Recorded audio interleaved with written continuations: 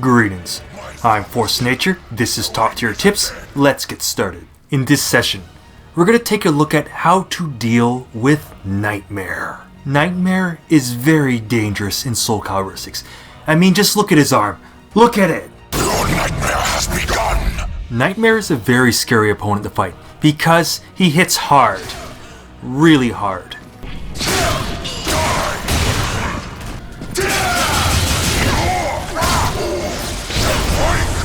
He can also bring you out very easily.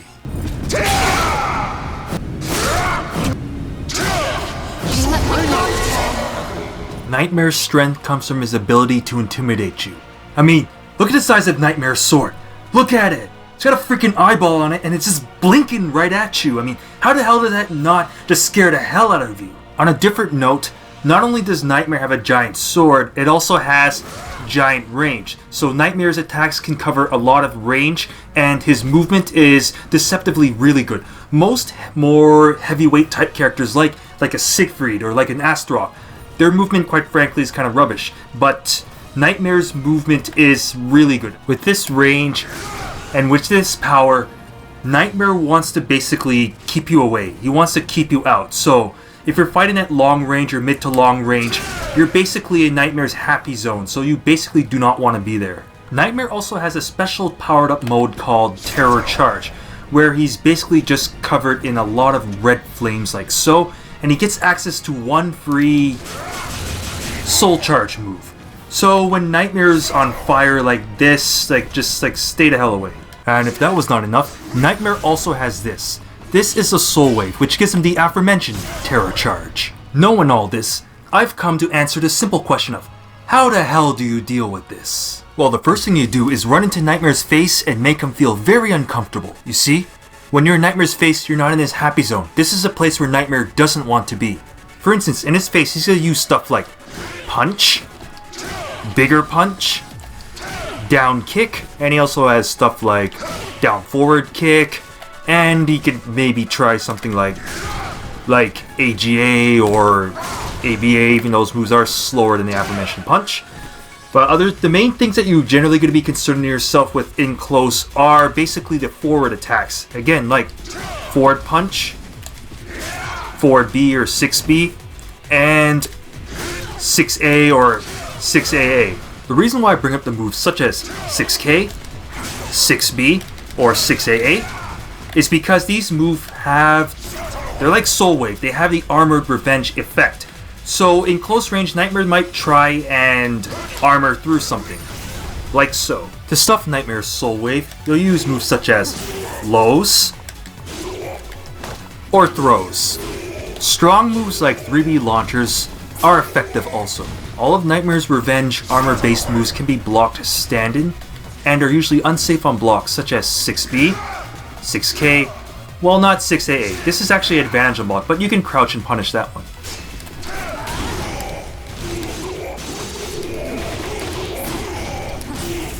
However, be careful if Nightmare does 6A hold, because then you won't be able to crouch and punish as easily. While we're at it, this is Nightmare's Knight side stance. In this stance, Nightmare cannot block, so he cannot use the G. So that means that if Nightmare goes into this stance while not at advantage, then you can essentially just down kick him for free. But of course, it's not always that easy, and sometimes they're just simply going to be out of range. In that case, you're unfortunately going to have to deal with the mix-up and just simply guess correctly. Take note that most transitions into Knight side stances, Nightmare is likely not going to be at advantage. And if you block any of the moves, then Nightmare is, of course, not going to be. None of this stuff is an advantage or anything like that. A move that Nightmare will commonly try and do out of Knight side stance is essentially try and transition to another stance, such as Grim Stride, so quarter circle forward, or Knight low stance. Within Knight side stance, this is Nightmare's most dangerous move. This is the K option. It gives you a free 2A plus B for Terror Charge. So, this move is fast, it's 9 frames. Though it is linear, unsafe when blocked, well, not unsafe to a launcher, and of course you could sidestep it. But the main thing is that this move just comes out fast, so even when Nightmare's at disadvantage, he can still smack you with that move, so be really careful of thinking to want to retaliate with like BBs or like AAs, or I mean, definitely don't use Nightmares. That's like 20 billion frames. So again, when Nightmare's in this stance, this move is used to keep you in check. He can't block, but he can smack you with that. Unfortunately, you're gonna have to just deal with the mix-up. Just let you know that most stuff out of here is fairly like negative. But yeah, the main thing is to do is just look out for any sort of like stance transitions. You know, while I'm on the topic of stance transitions, let's talk about Grim Strike. Alright, so if Nightmare ends up entering into his 2-3-6 stance, or quarter circle forward stance, anytime he goes into that, like basically when not at advantage, so at negative or hell, even during neutral, then automatically just down kick him. This will just basically beat out anything. So if Nightmare hasn't actually like hit you with anything, then just 2k right away. But yeah, if you get hit, you're just gonna have to deal with the mix-up. As for the mix-up from Grim Stride, Nightmare wants to do this to you. This is a flapjack. It can ring you out. From both sides. To deal with the forward flapjack, you end up pressing A in any direction other than back. To deal with the overtoss flapjack, you would press back and A. You can also deal with the flapjack by just doing a crouch block. You can also jump if you so desire. But yeah, when Nightmare ends up going into Grim Stride or crouching menacingly like this, then prioritize standing guard. And also, if you have your back to the ring edge, then break A throw. If Nightmare has his back to the ring edge, then break back A plus G throw. As for the options out of Grim Stride, 236B is arguably the most dangerous option. This move is only -10 when blocked, but it creates a tremendous amount of space. So Nightmare can use this move just simply to harass your guard gauge. If you end up getting hit by the move, then it ends up launching you for quite a bit of damage. But as you can see, if you hold forward, you can do another Grim Stride, and then you can basically just like keep doing it. But of course, if you block the first hit and he goes into Grim Stride, you can get a free down kick, a free 2k. 236k is probably the most unsafe move if it gets blocked. However, if you end up getting hit by this move, then it gives Nightmare a free down A plus B, 2A plus B, and it puts him into this Terror Charge. Oh yeah, with regards to Terror Charge, 236k becomes 236kk, which is a guard break. Which also gives you a hit throw like so, which ends up giving him even more Terror Charge. But just to let you know that the second hit would be a high attack. The last option that I'm going to show you out of Grim Stride is Grim Stride A, which is a deceptively dangerous move in itself. Right here, it is a tracking horizontal, so a horizontal high. As you can see right here, if it gets blocked, it's unsafe to, like, you get punished by a BB. No problem. But the thing about this move is, it is Nightmare's GI out of here. So when Nightmare goes into Grim Stride, if you try and retaliate with a BB or AA, he will use this move to stuff your retaliation. So basically, if you think he's going to do that move, just simply block. Okay, now with regards to Nightmare's other stances. Alright, we've just taken a look at Night Side Stance and Grim Stride. I'll just let you know right now that the option select for when Nightmare goes into a stance is simply standing guard and look out for any lows or any throws. But with regards to Night Side Stance, there are no lows and there are no throws. So simply Nightmare might try and harass you with, well, this move right here is Night Side Stance A, which goes under highs and is a track and horizontal mid, which can go into Night Side Stance and is, well, safe when blocked. However, Nightmare can't block in a stance, so this is still negative. Then he might try and bait you with either the K option or go into Grim Stride and try and go for the low throw. So in this case, if he goes into Grim Stride, again, block and just simply try and break either A throw or back A plus G or back A throw. But now with regards to the other two stances. The other two stances would be Night Low Stance. In this stance, the only throw would end up being a hit throw. So off of this move here. This move is basically the go-to move out of Night Low Stance. It's a good low mid. I think it's safe, pretty much safe when blocked, so it's a good poke. If this move ends up hitting you in close range, it gives you a hit throw, does a lot of damage. If you do it at range, then it just simply knocks you down. But this move is still the dangerous move to look out for.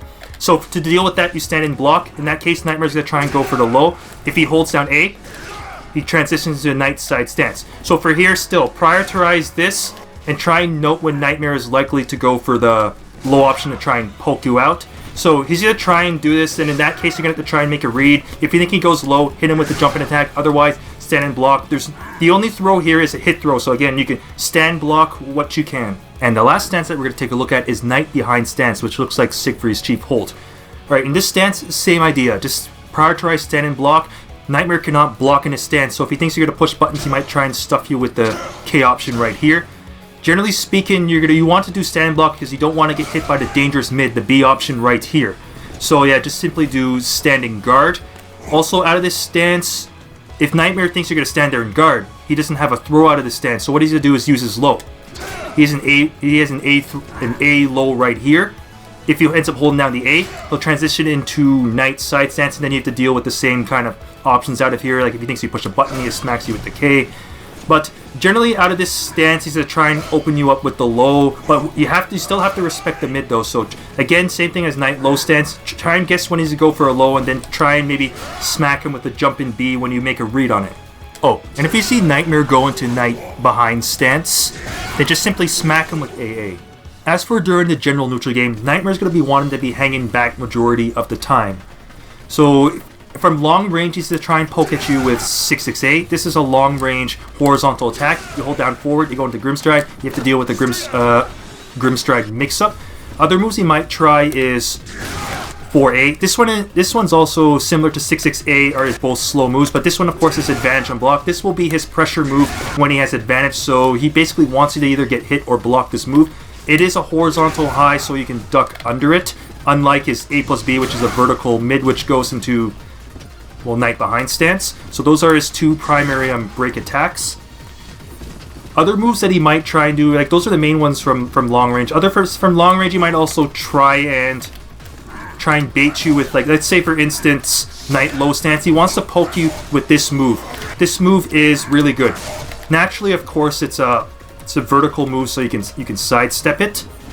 So, but all right, we'll continue on from around mid-range. He might try and hit you with AGA or ABA. Both of these are 16 frames, so they're basically unreactable. They're fast highs, which, well, AGA knocks him to his right, ABA knocks him to the left. Other than that, they're pretty much almost identical. They do have a just frame version that is pretty difficult to do, but either way, it's only around like neutral or neutral or like -1 on blocks. So yeah, it's completely safe. So unfortunately, it's hard to react to. If you think he's gonna do it, then you have to maybe try and crouch under it. But from mid range, you kind of basically just have to respect that he's gonna do it. But in that case, what you want to do is try and avoid just being in mid range. And anytime you have an opportunity to get in close, do it. Nightmare kind of hates having to deal with quick pokes or anything like that, because if you're doing a lot of quick pokes, you're forcing him to have to use soul wave moves to try and get you off him.